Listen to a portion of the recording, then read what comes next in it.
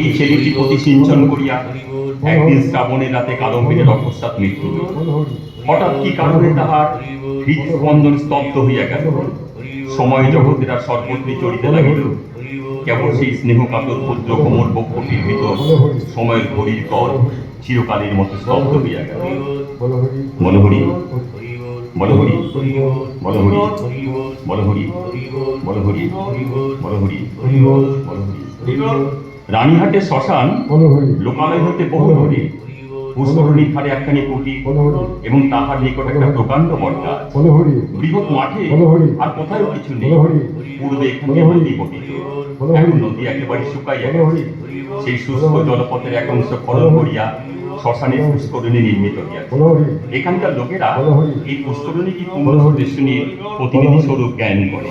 বলহরি বলহরি বলহরি বলহরি বলহরি বলহরি বলহরি। আস্তে ভাই আস্তে, জমিদার বাবু ছোট কিন্নি বললে কথা। আস্তি নামা আস্তি। আস্তি নামা বিদু বলো বলি যেন ব্যথা না পায়। হ্যাঁ ওইখানেই যা, আরেকটু উপরে আরেকটু, ব্যাস থাক। বাবা গাটা কেমন ছমছম করবে সে। মোরো দেখছিস নে চারিদিকে কেমন ঘুটঘুটি আদা, কিছু খাওয়া করতে পারছি রে। যা, লন্ডনটাও নিভে গেল। দাও দেশলাই একটা রয়েছে, দেখি চলে কি না।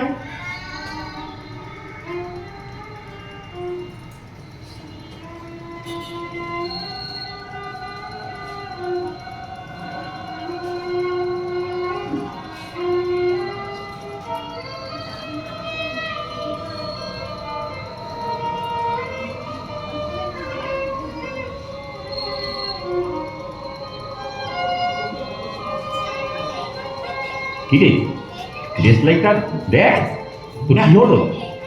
এ একেবারে জ্যাম পড়ে গেছে। নেতাই কুটিরে তো কাঠ নাই দেখছি, কাঠের সে এখনো কাঠ দিয়ে আসছে না। চল গিয়ে দেখি। হ্যাঁ হ্যাঁ চল। বনমালী বিদু তোরা ছোট কিন্নি মারতে থাক, মোরা যাবো আর আসবো। যা দেখ তো, ব্যাটারা তো দেরি করছে কেন? কাকান থেকে ভোর করি দেবে। যা যা যা, জোর পায়ে যা।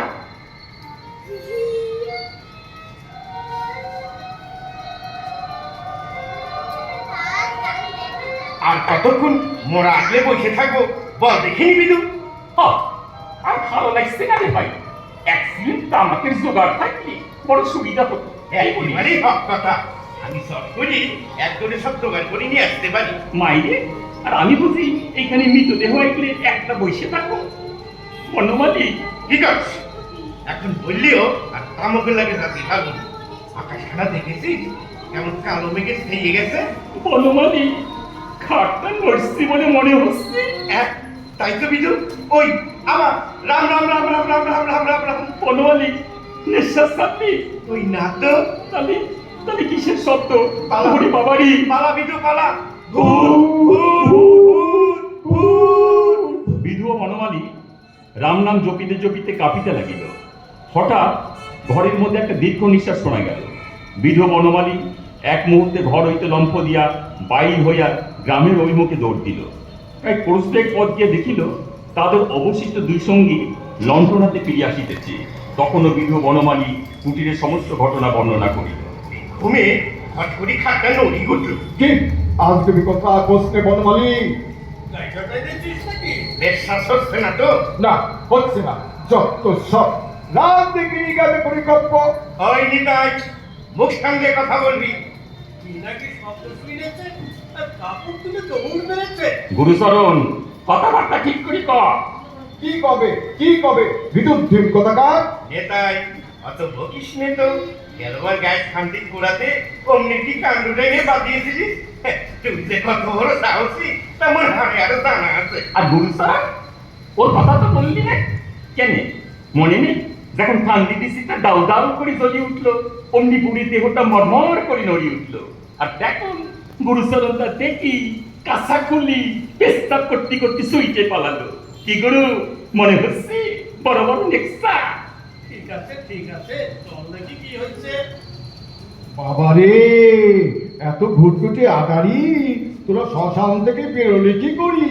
গুরুচরণ, লন্ঠটা নিয়ে একটু পা চালিয়ে আয় দেখিনি। আসছি ভাইয়া আসছি। আমার ডান পায়ে বিস্কুটটা মনে হচ্ছে পেয়ে গেছে। বিস্কুট না ভাই, ভয়ে তো ঠ্যাং কাঁপতেছে কিনা তাই বল। দেখ লণ্ঠনটা মোট হাতি দে, এবার তোর পাতি চল দেখিনি। শ্মশানে কুটিরে আরে ঠাউরে পাবি। ওরে বাবারে, হাটে তো কেউ নেই গো। মোরা এখন পালালো, এখন তো সেলো, এর মধ্যে কোথা গেল বনমালী? শেয়াল কুকুরে টানি নেয়নি তো? না না, শিয়ালে গেলি তো। বিদু, গুরুচরণ, দেখ দেখ, কুটিরের দাড়ির কাছে কাদা মাটিতে গিন্নিমার পায়ের ছাপ মনে হচ্ছে না? দেখি দেখি, তাই তো তাই তো। এ তো সদ্য পায়ের সাপ গো, স্ত্রী মুখের পায়ের সাপ বলি তো মনে হচ্ছে। রাম রাম রাম রাম রাম রাম রাম। দাঁড়া, থাম তোরা। রাম নাম আর জমতি হবে না। এখন জমিদার বাবুর কি বলবি তাই ঠিক কর।